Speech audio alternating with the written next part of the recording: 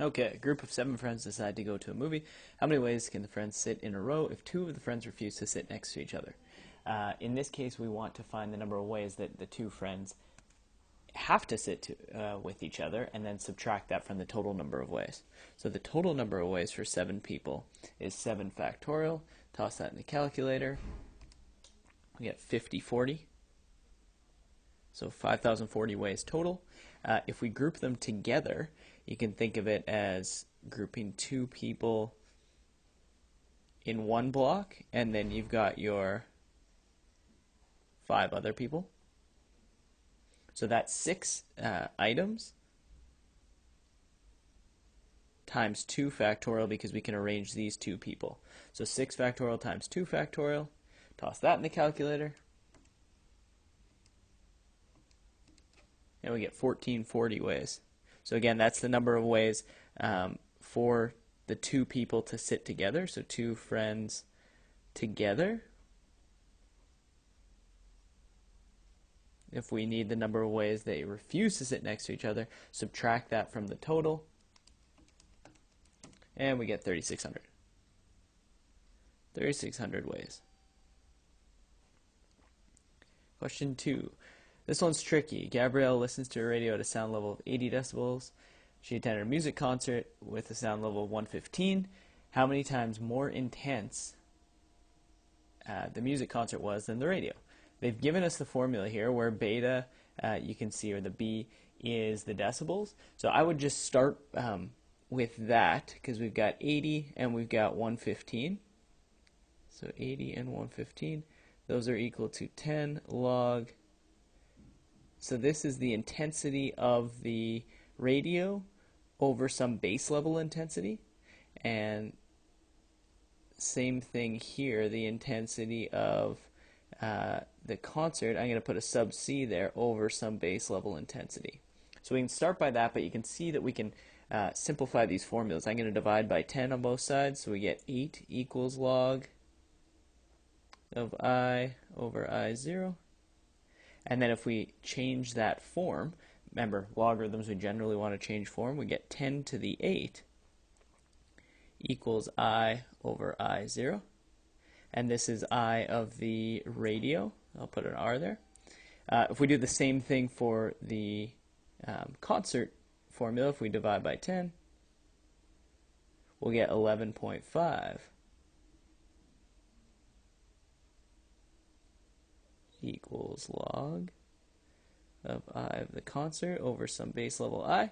And then again, if we change the form, we'll end up with 10 to the 11.5 equals I of the concert over I of the some base level. Now they say how many times more intense is the concert. So we want IC over IR, because it's the concert over the radio. And so this will just equal 10 to the 11.5 over 10 to the 8, which equals 10 to the 3.5. And we can punch that in the calculator.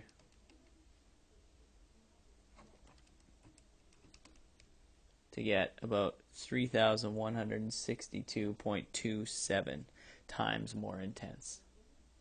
So it's all about changing the form from logarithmic to exponential, and then you can compare just by doing the subtraction of exponents. Solve algebraically. Classic question. We've got our x in our exponents, so we know we have to log both sides. When we log, notice these 2 terms are multiplied. So when we log, I'll use the natural logarithm. We have to add logarithms. The x comes down, ln 7, equals the 2x minus 3 comes down, ln 3. Then it's about multiplying through, so we have ln 2 plus x ln 7 equals 2x ln 3 minus 3 ln 3. Now get everything with an x on one side, everything without an x on the other. So it's ln 2 plus 3 ln 3 equals 2x ln 3, and I'm going to move this minus x ln 7 over to this side. The reason we do that is because now we can factor out an x.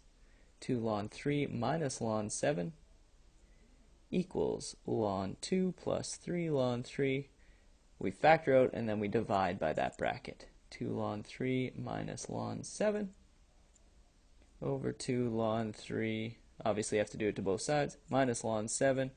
It'll cancel here, and we're left with x equals, and punch this whole thing into your calculator. And I get 15.87. If they want to 3 decimal places, it would be 15.872 for x. So again, really quick, once you know the x is in the exponent, you've got to log both sides.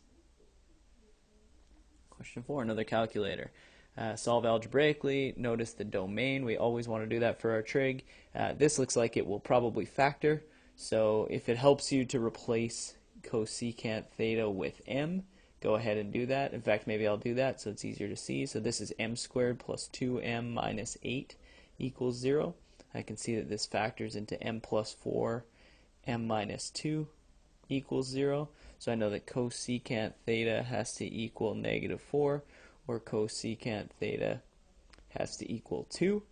This means that sine theta has to equal negative 1/4, just the reciprocal, or sine theta has to equal 1/2.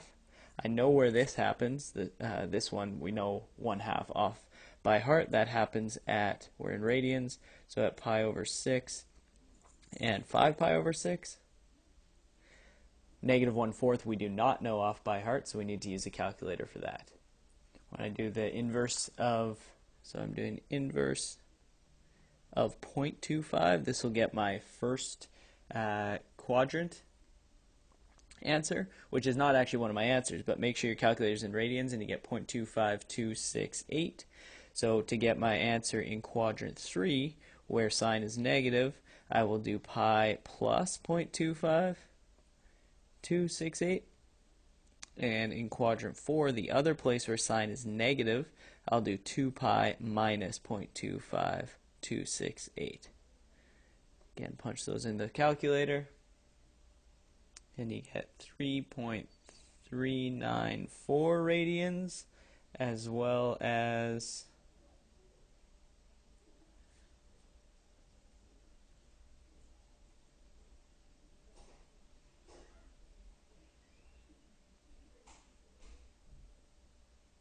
6.031 radians. So those are your 4 answers. Possible answers for theta.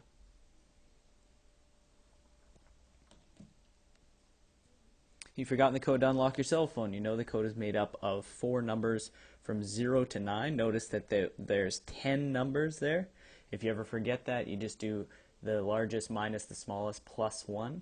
So there's 10 numbers there. Determine the number of possible codes if repetition is allowed. It's a 4-digit code, and you can repeat. So it's literally just, you can choose from 10 here, 10 here, 10 here, and 10 here. That's 100 times 100, which is 10,000 possible codes.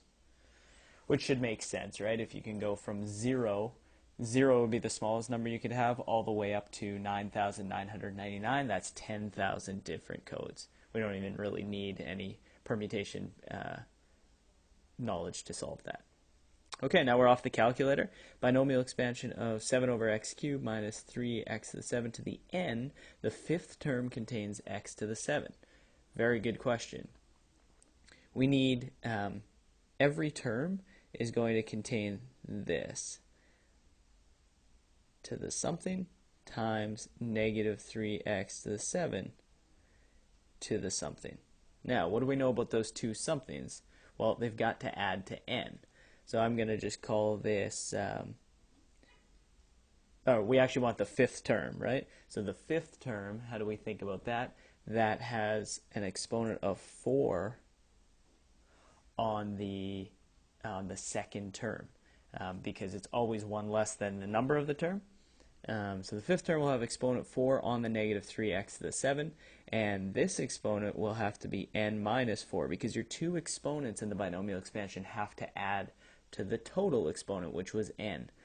Therefore, we're going to end up with negative 3x to the, I'm not even going to worry about the negative 3. It's going to be x to the 28, and I get that from 7 times 4, over x to the 3 times n minus 4. When we do this, we can subtract exponents. So if I just worry about the exponents, this is going to end up with an exponent of 28 minus 3 to the n minus 4. And I need this to equal 7 because we're told that the fifth term contains x to the 7, and this is the exponent. 28 minus 3n plus 12 equals 7. So if I move 3n to this side, I get 33. And so n must equal 11.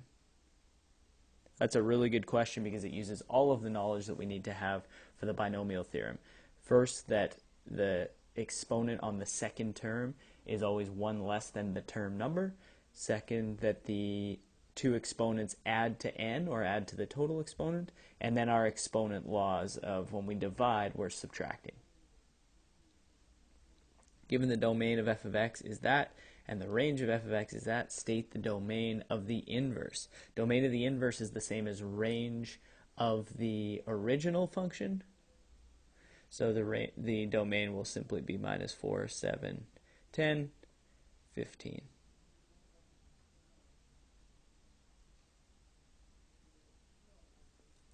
Given the graph of f of x, sketch the graph of its inverse. Easiest way to, they have the graph down below, but I'll just do it on the main one. Easiest way to graph the inverse is just to flip the points. So this first point is 2, 2. That's going to remain there at 2, 2. The second point, that is 1. I'm moving from right to left. That second main point is 1, 4. So that's going to become 4, 1, which is over here. The third point is negative 1, 4, so that's going to become 4, negative 1, which is right there. And the last one is negative 3, 2, so that's going to become 2, negative 3. 2, negative 3 is right here. And you can see if we attach these points, it'll look something like that. Notice after that it has the arrow, so we want to have an arrow as well on that end, as opposed to this point just stays there. That's the end. Another good check is that the inverse and its original should reflect along the line y equals x, which ours does. So that's a good checkpoint for inverses. But flipping the x and y coordinates. Flip x, y coordinates when going from the original to the inverse, or vice versa. Prove the following identity. Okay, first thing I see on the right side is that 1 minus sine squared theta, or on the left side I should say, 1 minus sine squared theta, that should jump off the page as cos squared theta. So we have 1 plus cos theta over cos squared theta. Second thing I see is on the right hand side, tan squared theta plus 1, I know that's secant squared theta. So again, those are on the formula sheet, so that's nice. Plus secant squared theta. Now, I'm looking at structure, so I've got one fraction on the left, two terms on the right. I can easily break out this fraction on the left, so this is 1 over cos squared theta plus cos theta over cos squared theta. Just take each term in the numerator and make it over the denominator. The 1 over cos squared theta, that's secant squared theta, so we can see that we're close, plus here one of them can cancel, so we're left with 1 over cos theta, and we know that this is secant squared theta plus 1 over cos theta is secant theta. So left side equals right side. We've matched it there. Thomas used graphs to solve this equation. Okay, so we can always solve an equation by setting one function equal to the other and solving for that point. He states the solution is negative 2, 1. Why is that wrong? Well, it's because we're not solving a system of equations where there's any y. We're just saying where does this equation equal that equation. He used graphs, but there's actually no y coordinate in this equation here, and not until he puts it on an axis. So the actual solution is just x equals negative 2. That's the solution to this equation here. Given the graph of f of x, sketch y equals the square root of f of x. Okay, a couple things to think about here.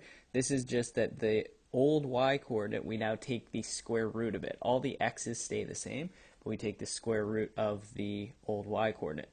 Of course, anything negative, we can't take the square root of any negative y value, so those points just stay there. Those points will not be in our new function. So I would start with the square root of 0 is 0. That stays there. Square root of 0 is 0. I'll try and do my best here. Square root of 1 is still 1. Again, we're just looking at the y values, so those points just remain. And then after we get to 1, the square root of numbers higher than 1 are smaller. So it's important, what they're looking for is something like this, that we go up and above the line between 0 and 1, but then below the line afterwards. Remember, you're not worried about the x coordinates. All the x coordinates stay the same, but then you're taking the square root of the y coordinates. Hopefully that helps. Polynomials divided by x minus 2, the resulting equation is here. So we can see that here's the quotient, and then 3 is the remainder. Explain why x minus 2 is not a factor of p of x. Well, the easiest part is to say that there is a remainder